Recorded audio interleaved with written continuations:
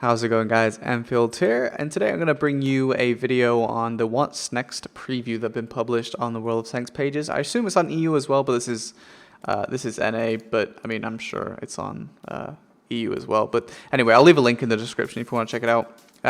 So basically, it's all about like different stuff they're planning to add, including the new Matchmaker, light tanks, and some HD maps. So let's start with the top here. We've got the Matchmaker. So this stuff was actually talked about in an interview they did on Facebook Live yesterday for NA, and I think they're doing one today, Friday, for EU. I don't know.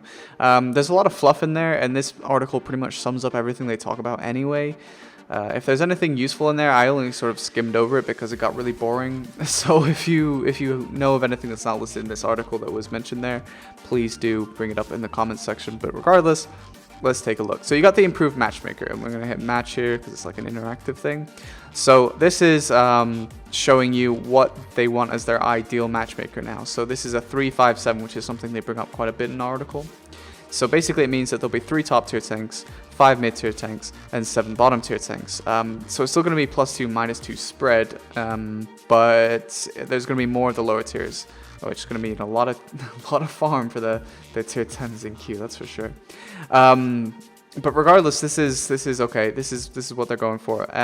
They also have the 2-level battle, which is, I guess if there's not enough in the matchmaking pool, this is the second thing the matchmaker will go to, the second ideal thing. And then, so that you're going to have like only a +1, -1 spread between 5 and 10, which is still fine. And then if there's really a lot of one particular tank, you'll be just all dumped into a battle, so 15 on 15. So you won't get this kind of battle, I guess, with 1 tier 9 or 2 tier 9s on each side, and the rest of the tier 10s, it'll just be all tier 10s if there's an excess of tier 10s, for example. Be interesting to see how common each type of battle is depending on the server. I think EU will really benefit from this, whereas NA might be a little bit worse off. Although, I mean, it really depends. You could argue that this is better farm for a tier 10 because it's more hit points, but it is a more difficult battle, whereas these battles, there's still plenty of farm, but you also have way more survivability, so a little bit of a trade-off regardless. So we go down, they talk a little bit about basically, what the current matchmaker system is. 8-5-2 teams, so you see here's 3-5-7, instead it's 8 5 and 2, so that's an example of there being 8 tier 10s, 5 tier 9s, and 2 tier 8s, I guess, which obviously isn't very fun for the tier 8s, so they say that that's something they're working on to get to this sort of ideal stage. So they talk about the basic improvements here. They say improvement matchmaker will end this imbalance and have end a few other upsetting scenarios, a system of patterns with a system of patterns and rules. So the heart of the system are 3 setups, 3, 2, and single level battles. As the other rules, they'll tackle the most common queries popped up in the community. So the first thing they say is eliminate the frustrating scenario where vehicles in the middle and the bottom of the list are outnumbered by those at the top. So that's what we talked about, 3-5-7 instead of 8-5-2, for example. As well as minimize instances of getting matched at the bottom of the list way too often. So if you're a tier 8 and you're continually getting tier 10, they're going to try and prevent that from being a thing. And then ensure a balanced vehicle spread for each team, including the restriction of no more than 3 arty per side. So that's really good. The artillery thing, I don't know, we'll see how that actually happens, whether that change comes with the sandbox changes or not. I hope it does come with the sandbox changes, because if it comes before that, it might mean that we get guaranteed 3 arty every game, and without the sandbox changes, that's going to be brutal. But anyway, the more important thing actually here is the ensured balance spread, because a lot of battles you get like, your team has 5 heavy tanks and the enemy team has 5 tank destroyers or 5 medium tanks, and one of those teams is going to win based on the type of map it is. Because, depending on the map, it gives really strong control to one type of vehicle. Sometimes mediums can take a position that's really strong, and other times it's a forced brawl and the heavy tanks are going to win. So that's really important to have that. So that's nice.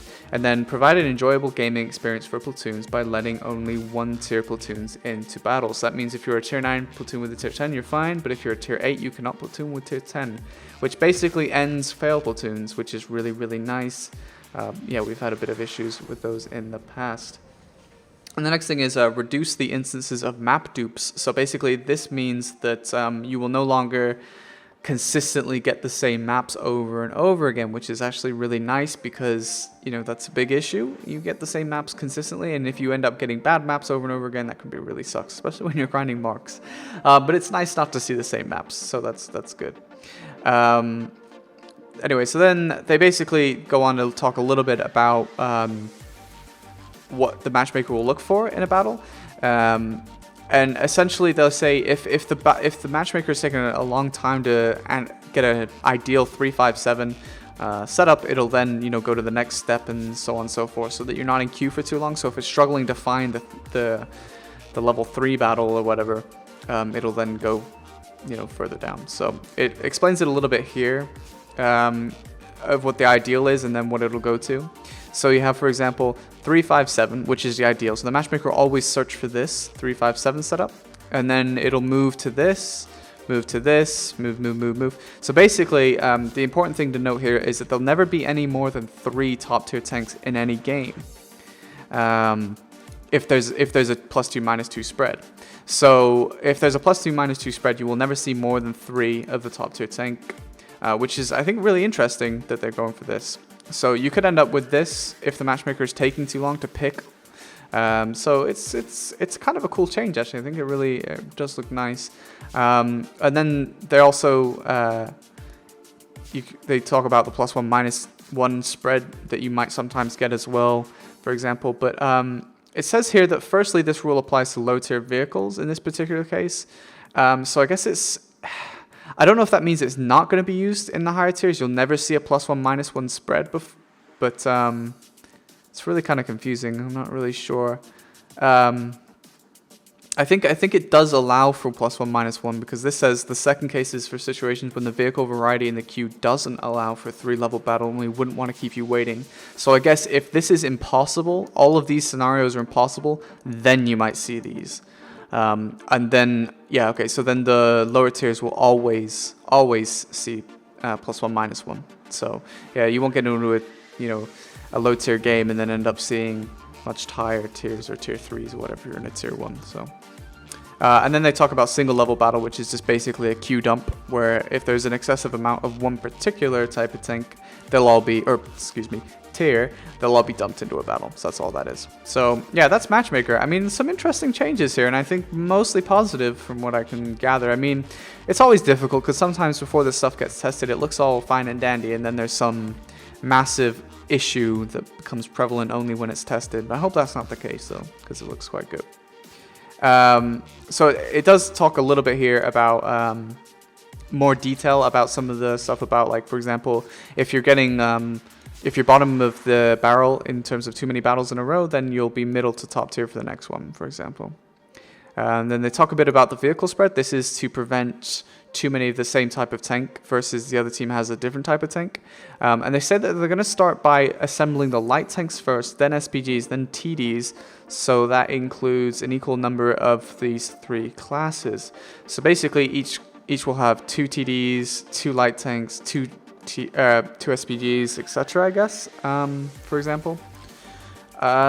Interesting decision making there. I don't know if that means light tanks will just queue really fast, but yeah. It's an interesting change, that's for sure, regardless. The team setup depends on the queue size and how each class is represented at a given time, so it doesn't mean that you'll always have to wait for SPGs or TDs or light tanks to be in queue for you to get a battle. So the 2 teams won't always have all 5 types. So this just talks about artillery. It talks only about the limitations of artillery to 3 battle per side. It doesn't actually talk about the actual SPG changes. So they say recently revealed in the sandbox, this limitation is well received by the tester community and proved to have a positive result on gameplay. I don't really know how they know that, because no one could really get into a battle with an SPG because everyone was trying to test it instead of a live server event where only a few people would be playing artillery comparatively. And also they had the sandbox changes to the artillery, so it's difficult to say that. We'll have to see. I really hope they don't introduce this until they introduce the sandbox changes though, because I really worry that means a guaranteed 3 auto per game as they wait in queue longer. Another frustrating scenario is to stop the +3 tiers or whatever. So this is basically multi-level platooning, so fail platoons. Nothing interesting there. This is back again about the map rotation. Improved Matchmaker reduces the number of unfortunate events like this. Yeah, so it's interesting because it says it analyzes the maps that tankers from the 2 newly created teams have played over the last 10 battles, and then it places them onto a map none of them have seen in the last few sessions, which is interesting. But I mean, surely like that's quite difficult to have 30 people and get a map none of them have played. I also thought the server only loaded a certain amount of maps at any one time anyway, so not sure how that'll work, and I hope that doesn't add to queue time too badly. To be honest with you, I don't mind getting the same maps as long as they're balanced. I think that's more the issue than map rotation. But the other thing that's not mentioned here that was mentioned in the live stream is that, for example, Winter Himmelsdorf and Normal Himmelsdorf, just for an example, will count as the same map. So, you know, they don't count as different types of maps in this case. So if you played either one of those, it counts as just Himmelsdorf. So anyway, here's a look at the light tanks. We're not going to go over too in depth on these because, you know, it's already been covered in other stuff, and this is all being tested on the sandbox, so their stats will likely change and such. I'm going to try and make videos on it. It's just difficult because they limit the amount of battles you can play. You have to like go into other battles to play it, so we'll see what I can make on that. But yeah, this is just talking about basically light tanks being 9 and 10s and having normal tiered matchmaking. So so this is about the sandbox. There isn't anything we didn't already know here that hadn't been talked about.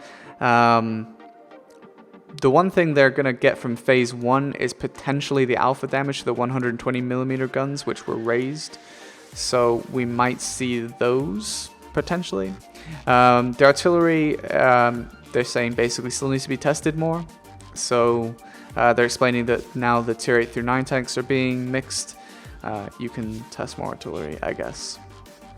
Now this is one of the super interesting things is new mode in development ranked battle. So I'll just read this real quick for you guys. I know this is sort of long-winded as it is, but yeah, I wanted to go over my thoughts as I read through these with you guys.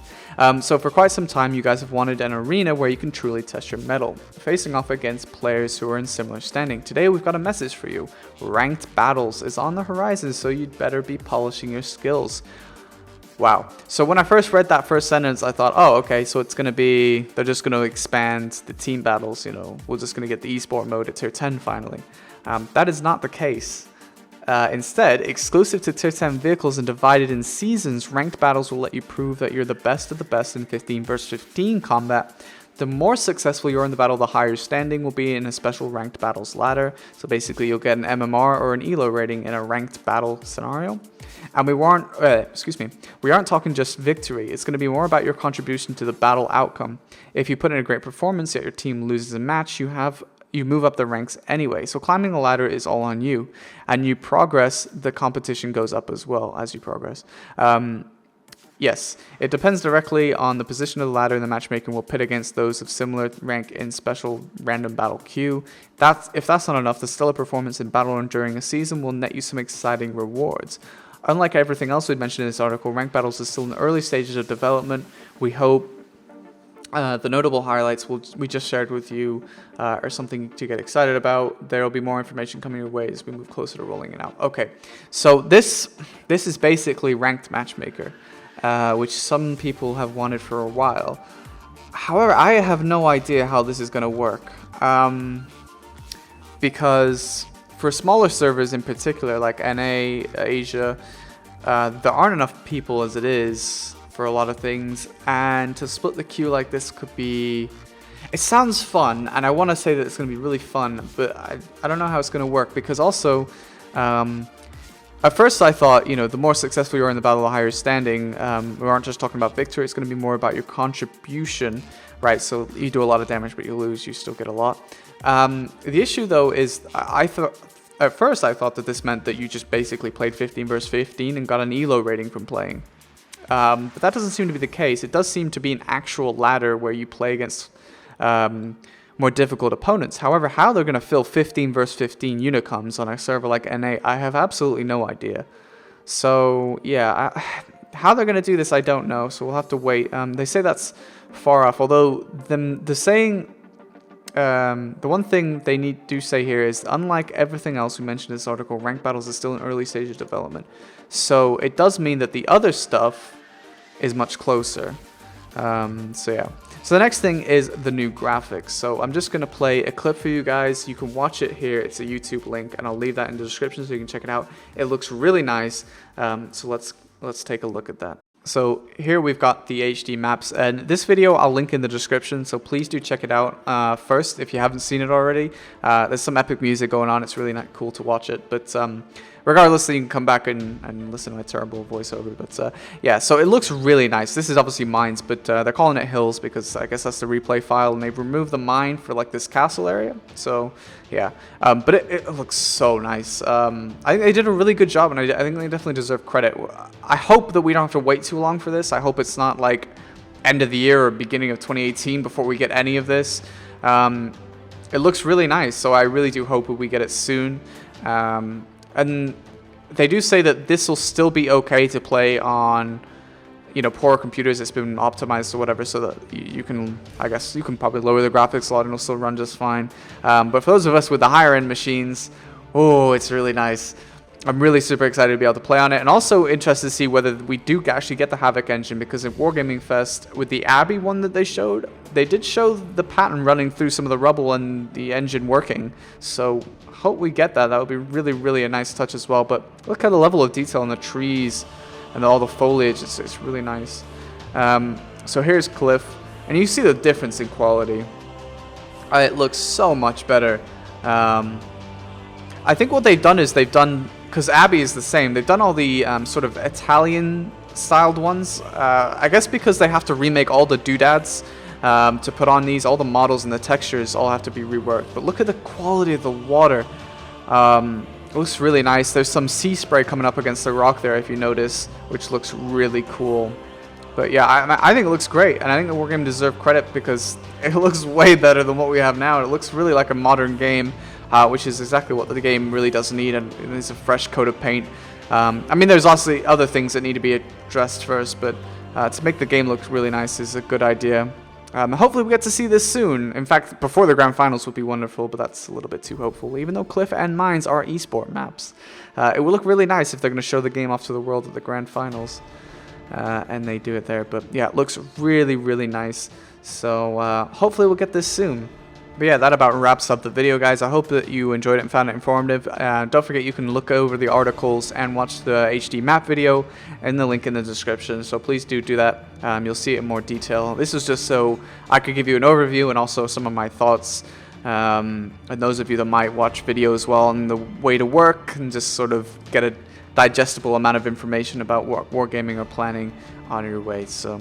But yeah, thanks for watching the video, guys. I hope you found it interesting and informative. I'm certainly excited about some of this stuff, so yeah, let me know what you're most excited for, what worries you, etc., etc. I'll be interested to read all your comments. And yeah, thanks for watching, guys.